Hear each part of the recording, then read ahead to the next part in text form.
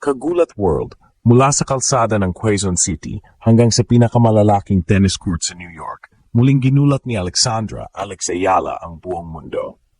Sa edad na 20, siya na ngayon ang unang Pilipina sa Open era na nakapanalo ng main draw match sa isang Grand Slam matapos talunin si world number 14 Clara Tauson sa nakakabaliw na laban sa 2025 US Open. Natalo siya ng 1-5 sa third set pero bumalik ng todo, tinapos ang laban sa score na 6-3, 2-6, 7-6, isang himalang balik na nagpasabog ng balita sa buong tennis world at nagpaiyak ng mga Pinoy fans.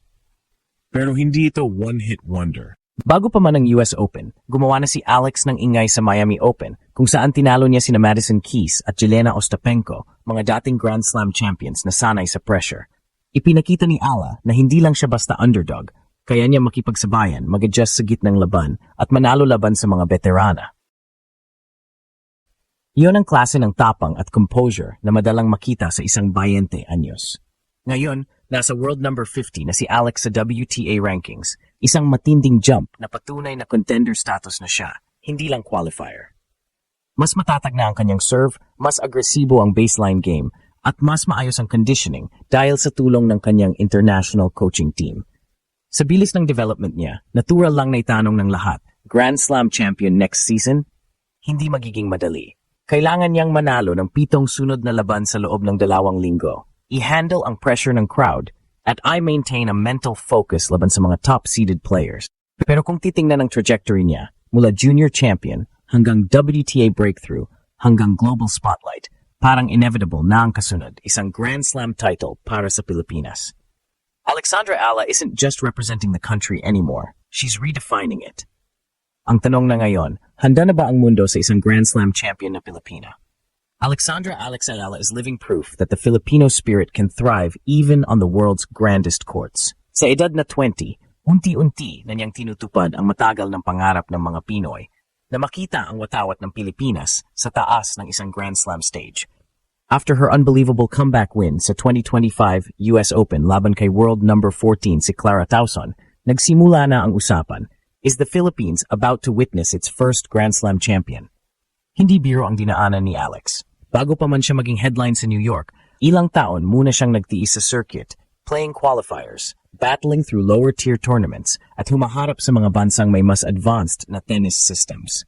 Pero kahit laging underdog, hindi siya nawala ng laban. Pinatunayan niya na ang disiplina at puso ng isang Pinay ay pwedeng sumabay sa anumang bansa.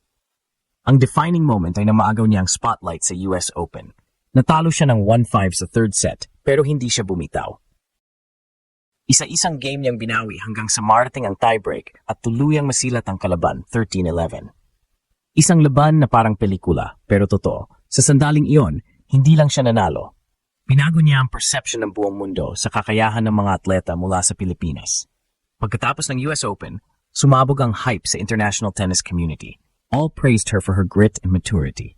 Ang dating junior champion ng 2022 US Open Girls Division ay biglang naging household name. At hindi lang dahil sa performance, kundi sa paraan ng pagkapanalo. Relentless, fearless, at puno ng puso.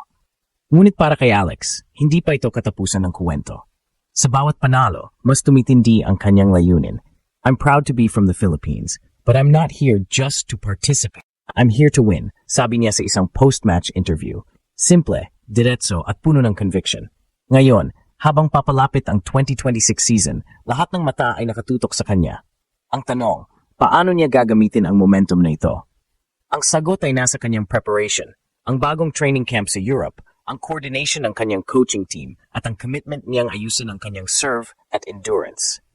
From being a wild card to a legitimate threat, Alex Ayala has transformed herself into a global competitor. The next chapter isn't about survival, it's about making history. Sa pagpasok ng 2026 WTA season, malinaw ang misyon ni Alexandra Ayala, maging unang Grand Slam champion mula sa Pilipinas. Pero bago marating ang gloria, kailangang daanan niya ang pinakamatining yugto ng kanyang career. Ang transition mula sa promising prodigy papunta sa consistent world-class contender. Sa loob ng 2025 season, nagbago ang laro ni Alex sa maraming aspeto. Una, ang kanyang serve. Dati kulang sa power at placement, pero ngayon ay nagiging tunay na sandata. Sa tulong ng kanyang bagong coach mula Spain, tinutukan nila ang biomechanics ng kanyang motion. Mas compact, mas explosive, at mas unpredictable na ito.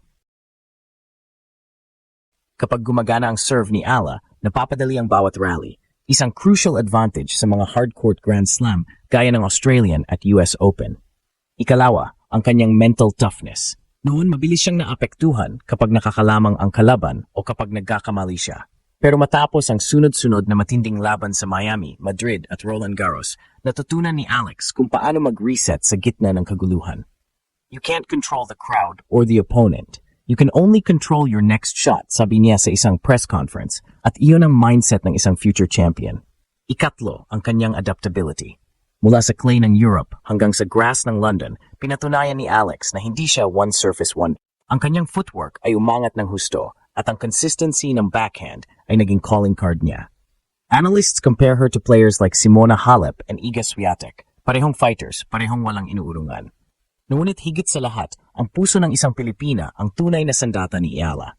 Habang ang ibang players ay lumalaban para sa ranking points o sponsorships, si Alex ay lumalaban para sa bandila. Tuwing nakikita ng mga kababayan ang maliit na patch ng Philippine flag sa kanyang outfit, nararamdaman nila na bahagi sila ng kanyang laban. Sa mga panayam, madalas niyang banggitin ang kanyang inspirasyon, ang pamilya, ang mga kabataang Pinoy na nangangarap, at ang bansang matagal nang naghihintay ng pambansang bayani sa tennis. Kaya't bawat training session, bawat recovery day, bawat match analysis, lahat iyon ay hakbang papunta sa isang layunin. Ang maging unang Grand Slam champion ng Pilipina. Habang papalapit ang 2026 Australian Open, inaasahan ng mga eksperto na lalong angat ang pangalan ni Ala. May ilan pa nang nagsasabi na pwede siyang pumasok sa top 30 kung magtutuloy-tuloy ang kanyang consistency. Ngunit alam ng lahat, rankings are just numbers. What she truly wants is immortality in Philippine sports history. Habang papalapit ang bagong tennis season, ramdam na ramdam ang pag-asa ng sambayanang Pilipino. Hindi na lang ito tungkol kay Alexandra Ayala. Ito ay tungkol sa buong bansang matagal nang naghihintay ng sarili nitong sports legend. Mula social media hanggang sa mga barangay courts, isang pangalan ang pinag-uusapan, Alex Ala, ang susunod na Grand Slam champion. Ngayon, tuloy-tuloy ang kanyang preparasyon sa Europe. Sa bawat training session, bawat hitting drill, at bawat conditioning program, dala niya ang bigat ng bandera. At kahit pagod, kahit may pressure, never niyang pinapakita ang takot. Kasi para kay Alex, ang laban ay hindi lang para sa sarili, kundi para sa Pilipinas. Kung sakaling mangyari, kung tuluyang makuha ni Ala ang Grand Slam title, hindi lang ito magiging panalo sa tennis, kundi isang simbolo ng pagbabago. Patunay na kaya ng Pinoy makipagsabayan, makipaglaban at manalo sa pinakamalaking entablado ng mundo.